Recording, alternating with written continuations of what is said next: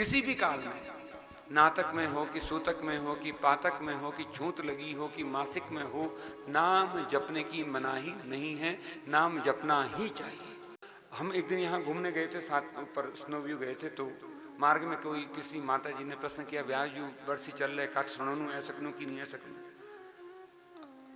अब चढ़ाई चढ़ते समय तो सांस फूल रही थी, तो बहुत संवाद करने का मन था नहीं, तो हमने कहा ईजा किले नहीं आ सकने, आ सकते हो कथा सुनने के लिए, खूब आना चाहिए कथा सुनने।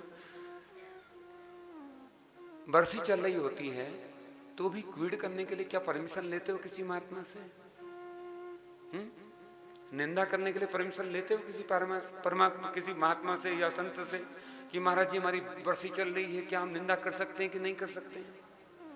कथा सुनने के लिए प्रश्न करते हो, क्योंकि समाज में जो वृत्ति करने वाले ब्राह्मणों ने कुछ चीजें डाल दी हैं कि घर में मरा हुआ हो, 1 साल तक मंदिर नहीं जाते, 1 साल तक कथा नहीं सुनते, 1 साल तक तीर्थ नहीं करते, सारे अनर्थ जीवन में डाल दिए। 1 साल पूरा अनर्थ में रहो, भगवान से विमुख होकर के रहो।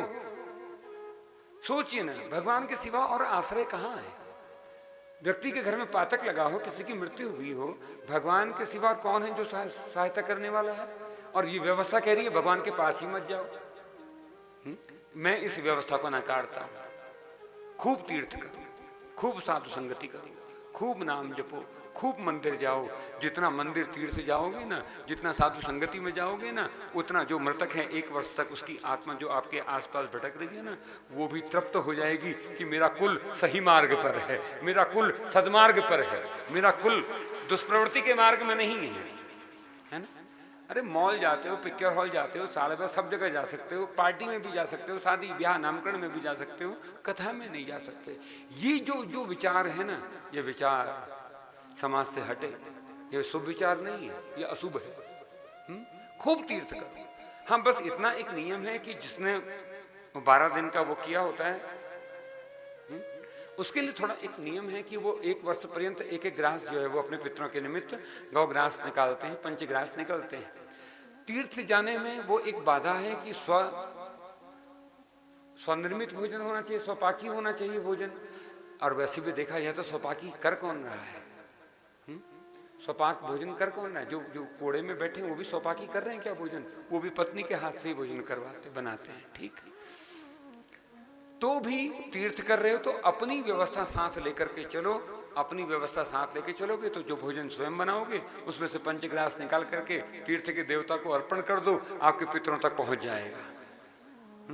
इस तीर्थ मत छोड़ो, नाम मत छोड़ो, भगवान का नाम नहीं छोड़ना चाहिए।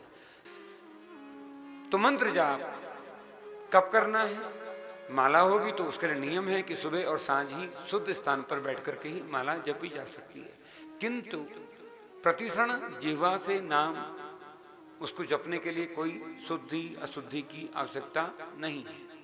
किसी भी काल में, नातक में हो कि सूतक में हो कि पातक में हो कि छूत लगी हो कि मासिक में हो, नाम जपने की मनाही नहीं है, नाम जपना ही चाहिए।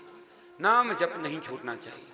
अरे हमारे यहाँ मर जाते हैं तो उसी समय राम नाम लेते हैं ना, राम नाम सत्य है, उसके सिवा कोई दूसरा सत्य है भी नहीं। तो नातक पातक सूतक कुछ लगाओ, नाम जपने की मनाही नहीं है। नाम खूब जपो, जितना जप सकते हो।